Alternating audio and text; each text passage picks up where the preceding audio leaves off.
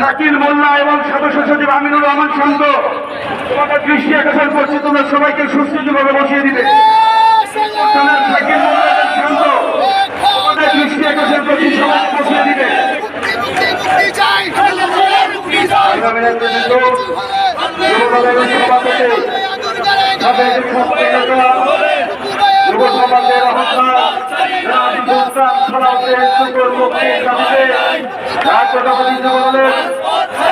ঢাকা মহানগর উত্তরের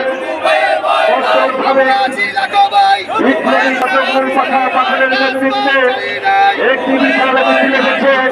মিছিলকারী বন্ধুদেরকে হাতের ডান পাশে বসার জন্য অভিযোগভাবে অনুরোধ করছে। বর্তমানের মূল পাশে পাবেন, আপনি হাতের ডান পাশে যুবলীগের সামনে বসে পড়বেন।